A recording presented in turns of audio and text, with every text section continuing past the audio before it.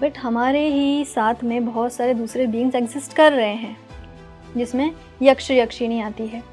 जिनको ज़्यादा नॉलेज नहीं है वो जब साधना करते हैं तो उनको ये नहीं पता है कि सामने कौन है एंटिटी। जैसे आपको बोला कि यक्षिणी साधना कीजिए, अब आपको ये नहीं पता यक्षिणी क्या है, पर वही शिव ये एक स्पीशीज़ से दूसरे स्पीशीज़ में जाके बर्थ लेके डेथ के बाद में खुद को भूल जाए और ये समझे कि हाँ कुछ साल पहले मेरा बर्थ हुआ और अभी मैं मर जाऊँगा। ये जो लिमिटेशन आ गई है माइंड में वो है माया। आपके अगर खुद के कंट्रोल में कुछ एनर्जीज़ है तो it takes a large amount of strength कि आप उसको होल्ड करके रखो, आप दूसरों को यूज़ मत करो दूसरों के अगेंस्ट। तो बात ये सब लोग ये नहीं कर सकते हैं क्योंकि लोगों को यही नहीं पता है कि तंत्र में खुद के एनर्जी को आपको एक पोटेंशियल तक रीच करवाना पड़ता है। एक स्टेज तक आने के बाद में ही आपको ये बहुत सारी साधनाओं आपके लिए अवेलेबल होती है। तंत्र 2 वर्ड से है, तनोति त्रायति। तनोति आपको एक्सपेंशन है कॉन्शियसनेस का, त्रायति लिबरेशन है, मोक्ष। तो जो मेडिटेटिव प्रोसेस है मेडिटेशन के 112 वो आपको आपके जो लिमिटेड कॉन्शियसनेस है, जो बंधनों से आप बंध चुके हो, जो माया में आप बंध चुके हो, उससे लिबरेशन की तरफ लेके जाते हैं। तो वो टेक्नोलॉजी जहाँ पे आता है, जहाँ पे साइंस है, जहाँ पे कोई भी साधनाओं के प्रोसेस के पीछे का साइंटिफिक रीज़न है, वहाँ पे तंत्र है।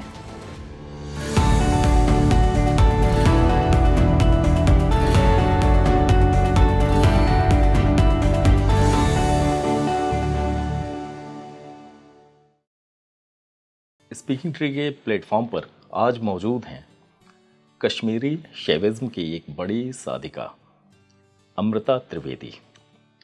स्वागत है अमृता जी स्पीकिंग ट्री के इस प्लेटफॉर्म पर। मैं आपको साध्वी जी ही कहूँगा पूरे पॉडकास्ट के दौरान, क्योंकि आपकी वेशभूषा और आपका ज्ञान सनातन की उस परंपरा को पूरी तरह से फॉलो करता है और बिल्कुल सही पात्रता है आपकी।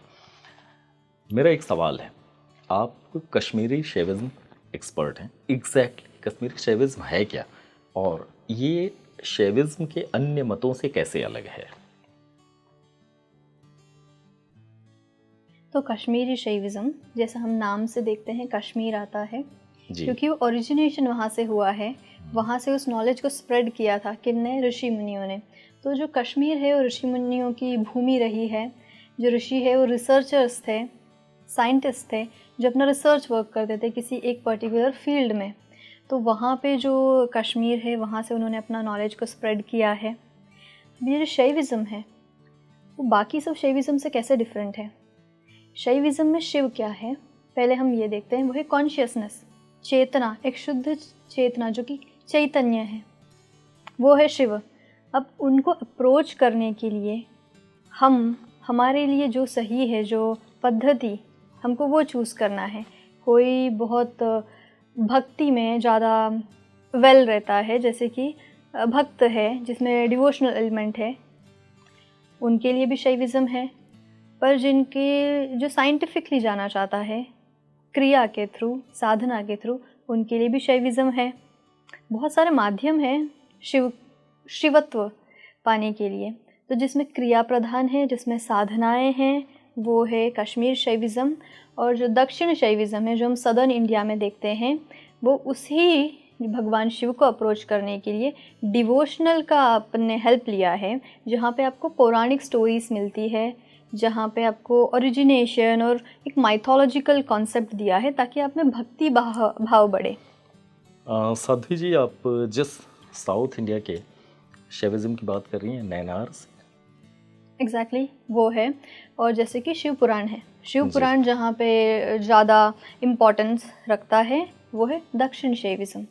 पर कश्मीर शैविज्म में शिव पुराण नहीं, वहाँ के जो मेजर टेक्स्ट है वो है विज्ञान भैरव तंत्र, तंत्रलोक, जहाँ पे साधनाएं हैं, क्रिया है और एक पद्धति है, एक एप्लीकेशन का आपको बहुत ऐसे सिस्टमैटिकली एक्सप्लेन किया है कि कैसे आपने कॉन्शियसनेस को इवॉल्व कर सकते हो।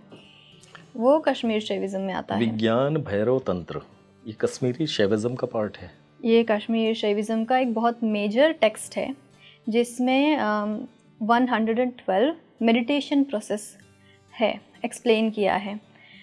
तो आपको इसमें गुरु की ज़रूरत है, सीखना है तो, पर रीडिंग के लिए अवेलेबल है, कोई भी रीड कर सकता है। बहुत ब्यूटीफुल टेक्स्ट है और मेडिटेशन की 112 टेक्निक्स उसमें बताई है, पर और भी बहुत सारी मेडिटेशन टेक्निक्स होती है। आप खुद भी जब साधना करते हैं तो आपको पता चलता है कि आपको क्या क्या चेंजेस करने हैं, कैसा एक आपको कंड्यूसिव एनवायरनमेंट बनाना है आपके आसपास जो आपको हेल्प कर रहा है।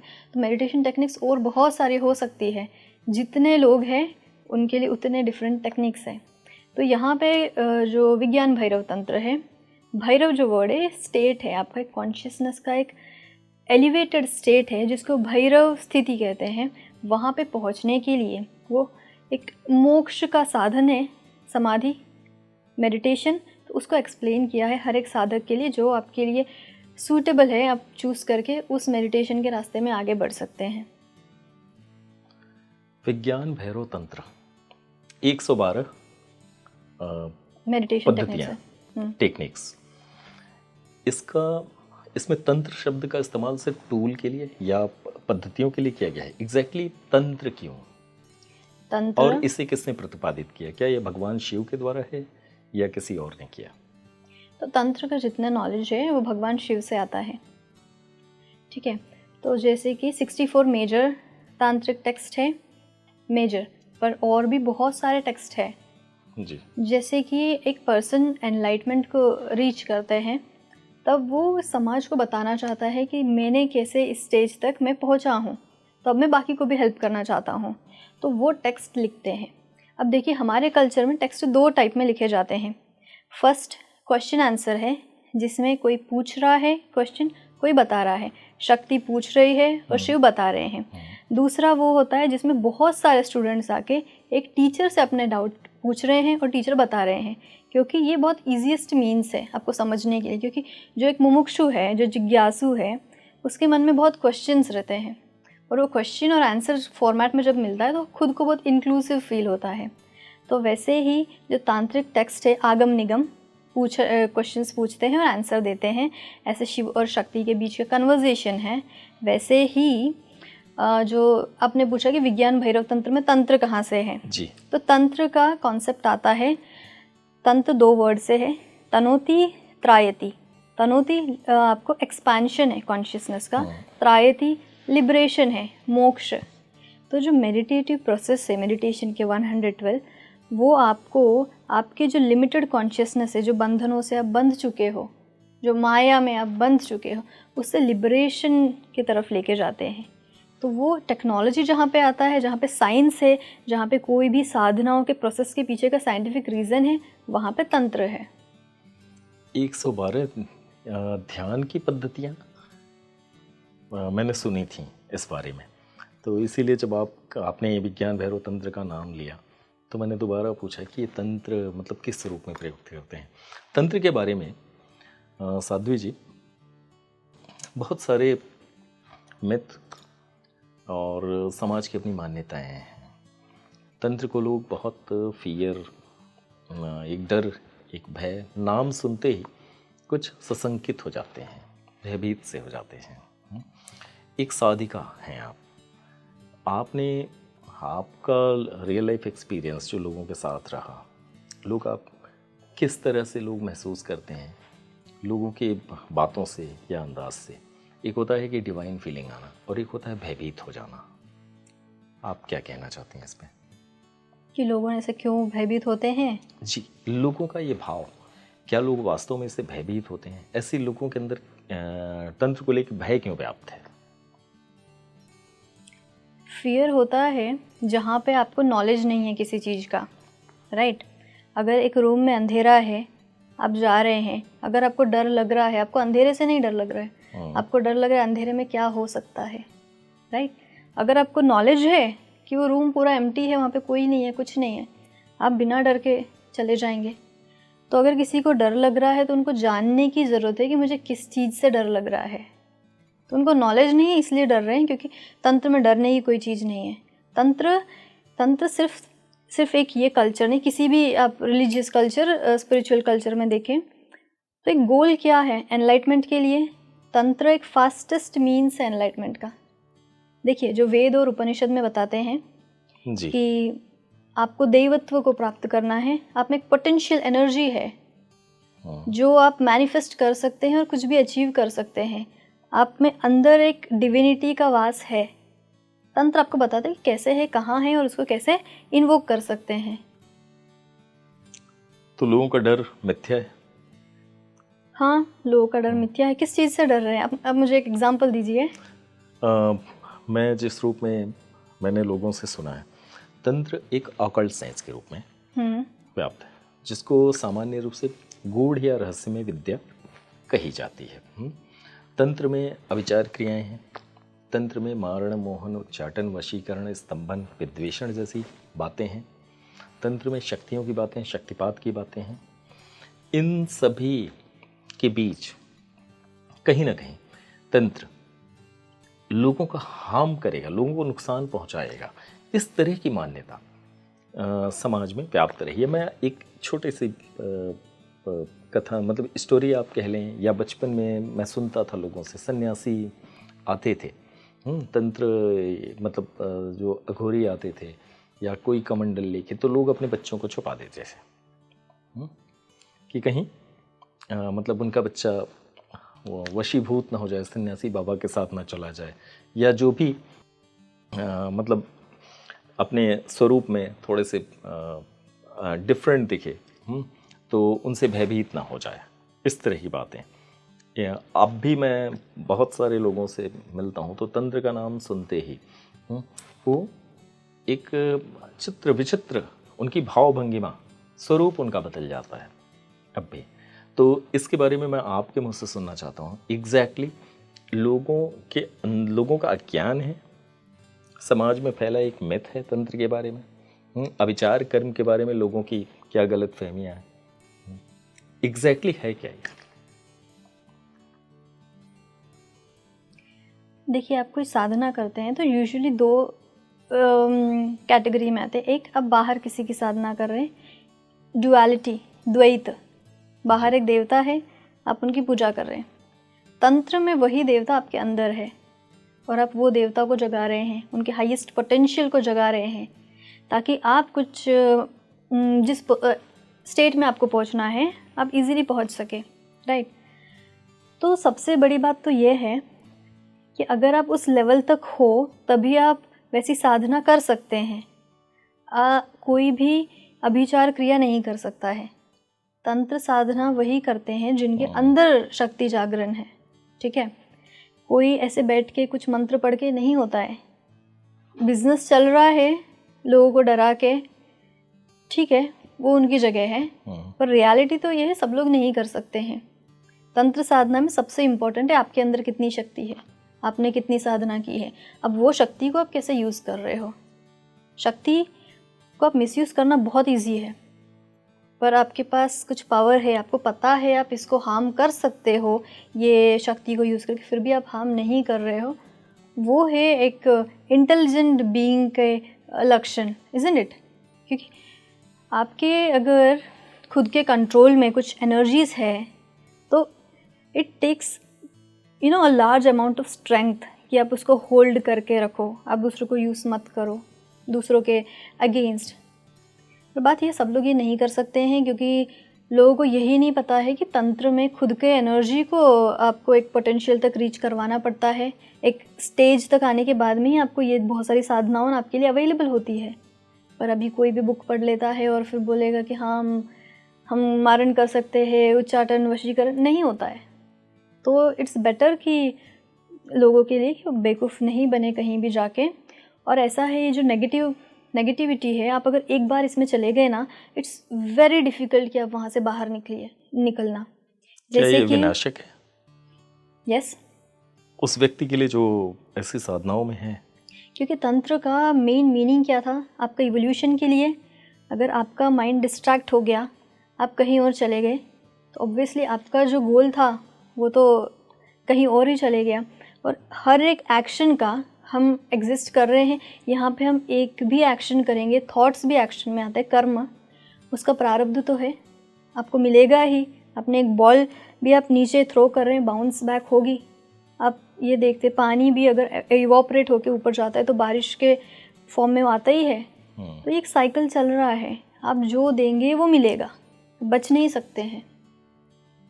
तो बेसिकली तंत्र का गोल ही ये है कि आप ये कर्म के जो बंधन है उन सबसे छूटना था। अब उसमें कहीं बीच में डिस्ट्रैक्शन आ गई, सिद्धियाँ आ गई, शक्तियाँ आ गई, तो डिस्ट्रैक्ट नहीं होना चाहिए। और बहुत कम लोगों को शक्तियाँ सिद्धियाँ आती है। बेसिकली सबको नहीं पता है ये सब के बारे में। सबको यही लगता है कि तंत्र मतलब आप कोई ये स्कल को ले लो, श्मशान से बैठ जाओ, काले कपड़े पहन लो, भभूत लगा लो, क्योंकि तांत्रिक कौन दिखे ऐसे करते हुए तो हम एग्जैक्टली एक्ट करेंगे तो बन जाएंगे। ऐसे नहीं होता है, क्योंकि तंत्र की इंटरनल प्रोसेस है। आपको बाहर भले ही दिख रहा हो कि वो पर्सन बैठा है, कुछ मुद्राओं कर रहा है, चेंजेस हो रहे हैं खुद के अंदर के यूनिवर्स में, वो खुद के लिए है तंत्र। जो बहुत से लोग, आपने आजकल एक कल्चर सा देखा होगा, सुना होगा, बहुत से लोग जैसे स्मशान साधना है, अलग अलग क्रियाएं हैं, उस तरह का एक्ट करते नज़र भी आते हैं। क्या कोई एक्ट कर रहा है, उसके अंदर शक्ति आ भी जाएगी? कई बार कहते हैं कि कोई चीज़ हम जिस तरह की मैनिफेस्टेशन टाइप कि हम दुनिया को दिखाने के लिए हमने भाव भंगिमा पोशाक सब कुछ धारण कर लिया, कहीं ना कहीं उस तरह की शक्तियों का कहते हैं कि उतरना होता है खुद में, वो शक्तियाँ प्रभावी होने लगती हैं। हमने लोगों को डराने के लिए कोई साधना स्टार्ट तो की, कहीं ऐसा ना हो कि वो शक्ति हमारे अंदर ही आ जाए। कोई ढोंग कर रहा है जी, तो कोई ढोंगी की ही शक्ति उसमें आएगी, कोई दिव्य शक्ति तो आएगी नहीं। ऑब्वियसली आपका वेसल कितना पावरफुल है, आप उतना एनर्जी को होल्ड कर सकते हो। अगर साधना नहीं है तो फिर आप में शक्ति नहीं आ सकती, फिर आप कुछ नहीं कर सकते हो आगे। तो बेसिकली 99% तो लोगों जो ये सब क्रिया कर रहे हैं उनको नहीं पता हो क्या कर रहे हैं। बहुत कम साधक है जो उस लेवल तक पहुंच चुके हैं, और सही अगर वे में आप उस स्टेट पे पहुंच रहे हो तो आपका माइंड डिस्ट्रैक्ट होगा ही नहीं ये सब चीज़ करने के लिए। साध्वी जी, कश्मीरी शैविज्म में माया और मोक्ष, इन दो शब्दों का जो बहुत ही सनातन में हमेशा इस्तेमाल किए जाते हैं, वेदों से लेके उपनिषदों से लेके ये परंपरा हमेशा रही है, माया और मोक्ष की बात की जाती है। इसमें क्या अलग है, क्या अलग बातें कही जाती हैं माया और मोक्ष के संदर्भ में अन्य मतों से, अन्य शैविज्म के मतों से? तो मोस्टली जो लोग बिलीव करते हैं, कुछ है मायावादी, माया में बिलीव करते हैं। दूसरे जो माया में बिलीव नहीं करते कि ये जो क्रिएशन है वो पूरा भगवान ने बनाया, इसमें माया क्या है। और जो माया वाले लोग हैं जो माया में बिलीव करते हैं, जैसे भगवान आदि शंकराचार्य, उनको बोलते हैं कि वो मायावादी है, क्योंकि वो माया का पूरा प्रचार करके कंट्री में जा रहे थे और बोलते हैं माया तो हो ही नहीं सकती, ऐसे कैसे, है ना, क्योंकि सब तो भगवान ने ही बनाए हैं, जो आपको दिख रहा है तो रियलिटी ही है। और माया में जो बिलीव करते हैं वो ट्रेडिशन कहते हैं कि भले ही भगवान ने बनाया है पर ये भगवान का प्योर फॉर्म नहीं है, जो कॉन्शियसनेस का अल्टीमेट लेवल है जहाँ पे सच्चिदानंद, वो लेवल नहीं है, इसीलिए ये माया है। तो बेसिकली दोनों लोग एक ही चीज़ बोल रहे हैं, बस आपको समझने की देर है कि भगवान एक ही है जो क्रिएटर है। अब आप उनको किसी भी नाम से बोलो, शिव, विष्णु, देवी, जो भी है, क्रिएटर एक है। हर रिलीजन में उन्हीं की बात हो रही है, उन्हीं ने ये बनाया है। जैसे क्यूब होता है, रूबिक्स क्यूब, वो एक है, अगर वो गिरा तो उसके सारे पार्ट्स अलग हो जाते हैं, पर है तो एक ही। तो वैसे ही कश्मीर शैविज्म में कहा है कि जो शिव है वो है सुप्रीम कॉन्शियसनेस, शुद्ध चेतना। अब वो ही पूरा एक्सपांड हो गए हैं पूरे यूनिवर्स में। अब जब शिव ये मानने लग गए कि हाँ मैं यही एंकर हूँ जो क्वेश्चन पूछ रहा हूँ, या मैं बस यही हूँ जो आंसर दे रही हूँ, ये जो लिमिटेशन है, खुद को भूल जाते हैं हम, वो है माया। जो शिव है इन द प्योर फॉर्म हर जगह है, पर अगर हमको ये लगने लग जाए कि हम इस टाइम पे सिर्फ इसी जगह एग्जिस्ट कर रहे हैं, इसी रूम में, वो है माया। जो शिव है प्योर, वो हर टाइम पे एग्जिस्ट कर रहे हैं, उनका कोई स्टार्टिंग या एंड नहीं है। पर वही शिव ये एक स्पीशीज़ से दूसरे स्पीशीज़ में जाके बर्थ लेके डेथ के बाद में खुद को भूल जाए और ये समझे कि हाँ कुछ साल पहले मेरा बर्थ हुआ और अभी मैं मर जाऊँगा। ये जो लिमिटेशन आ गई है माइंड में, वो है माया।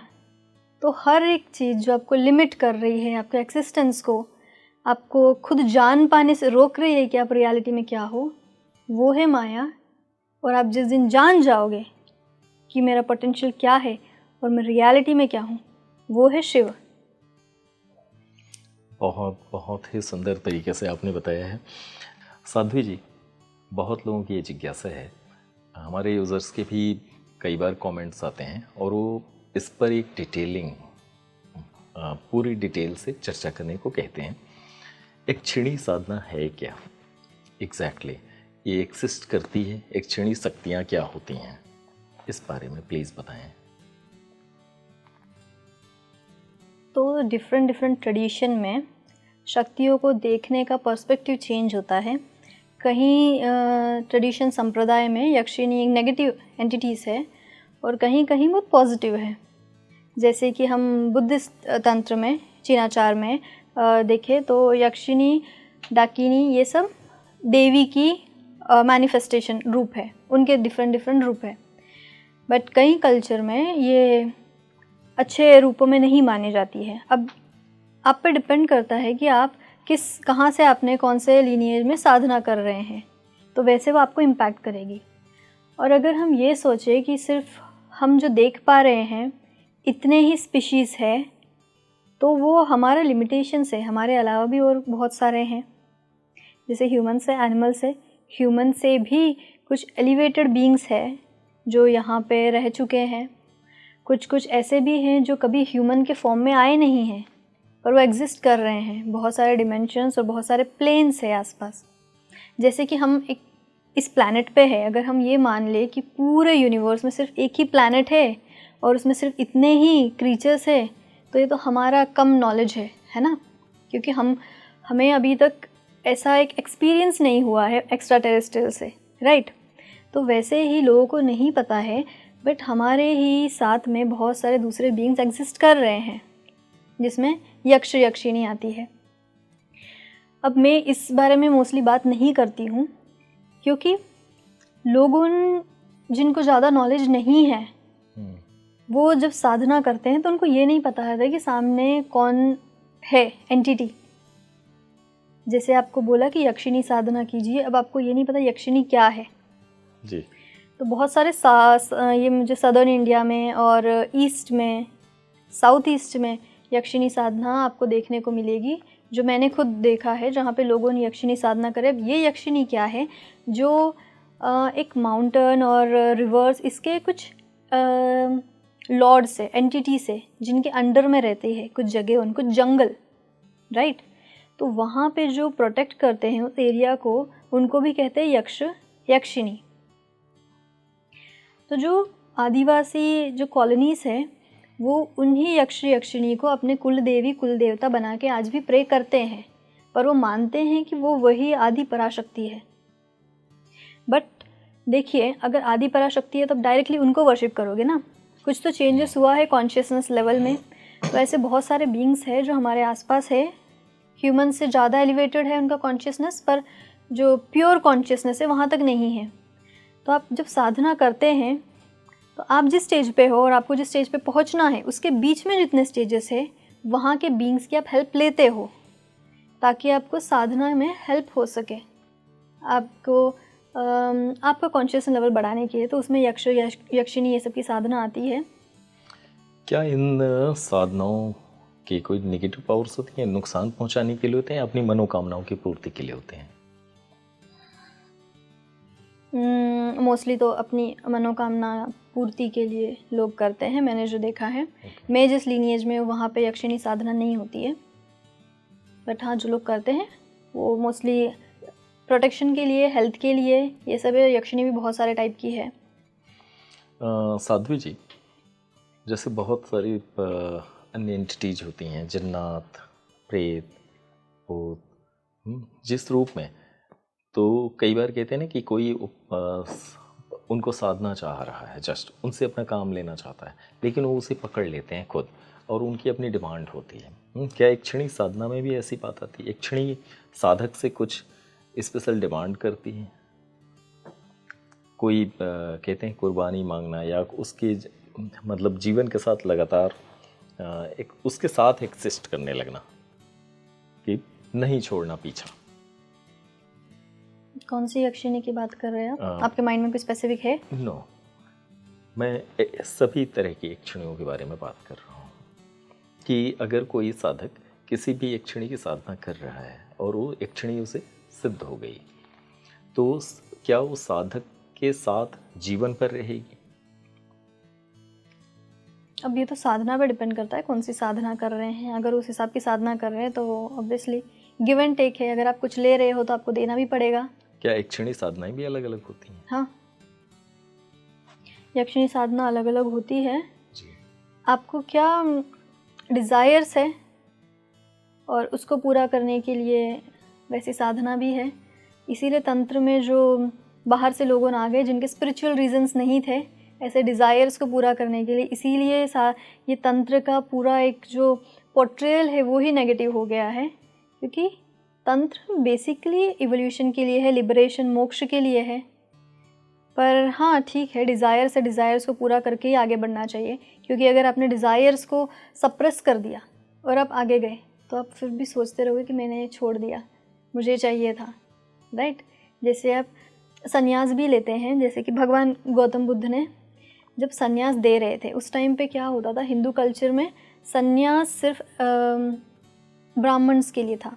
4 कास्ट में सिर्फ ब्राह्मण्स को देते थे और जिनने ब्रह्मचर्या और गृहस्थ वानप्रस्थ कर लिया है उनको देते थे। अगर जिसको मुमुक्षु है, जो पर्सन जिज्ञासु मुमुक्षु बचपन से ही, तो उनको बहुत ही रेयर केसेस में उनको संन्यास दे देते, बच्चों को ही, और फिर भी ब्राह्मण्स होते थे। अब भगवान गौतम बुद्ध आए, उन्होंने क्या किया, संन्यास सबके लिए अवेलेबल कर दिया। किसी भी क्लास से लोगों आ सकते। ब्राह्मण्स इसलिए थे क्योंकि ब्राह्मण्स ऐसा है बचपन से वेद पुराण पढ़ते हैं तो इजीली उनको नॉलेज रहता है और वो कैरी फॉरवर्ड कर सकते हैं। तो भगवान बुद्ध ने कहा कि सबके लिए अवेलेबल होना चाहिए ऑब्वियसली, और एज भी कोई मैटर नहीं करता था। तो क्या हुआ, बहुत सारे लोगों ने उस टाइम पे संन्यास लिया जिनके बहुत कुछ डिज़ायर्स थे, तब भी वो सब सप्रेस करके कि मुझे तो कुछ नहीं चाहिए, घर में कुछ इश्यू है, छोड़ के संन्यास के लिए भाग जाते थे। लाइफ अच्छे से नहीं चल रही है, छोड़ के संन्यास के लिए चले गए।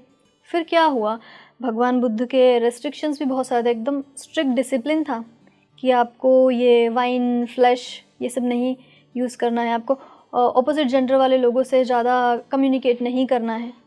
तो इतने डिसिप्लिन में लोग नहीं रह पाए, फिर भागने लग गए वो लोग। तो वैसे ही आपको डिज़ायर्स, तंत्र भी सेम कहता है कि आपको डिज़ायर्स है तो फिर आप एनलाइटमेंट के लिए मत जाइए, पहले डिज़ायर्स को जी लीजिए। आपको जो लाइफस्टाइल चाहिए, आपको जो जो डिज़ायर्स है वो सब पूरे कर लीजिए। उसके बाद में फिर लगेगा नहीं कि हाँ मैंने कुछ छोड़ दिया। जब आपके पास ऑप्शंस हो कि आपकी लाइफ बहुत बेटर हो सकती है मटेरियलिस्टिकली, फिर भी आप जब छोड़ के स्पिरिचुअलिटी में जाते हैं तो आप कभी नहीं सोचेंगे कि हाँ मैं ये कर सकता था या मैं इससे बेटर कर सकती थी। तो वैसे ही इसीलिए तंत्र में साधनाएं हैं बहुत सारी शक्तियों के लिए कि आप शक्तियों हासिल कर सकते हो। अगर आपको हेल्थ चाहिए, फेम चाहिए, नेम चाहिए, लग्जरी चाहिए, सबके लिए देवी देवता है, सबके लिए साधनाएं हैं, आपको पूरा कर लीजिए।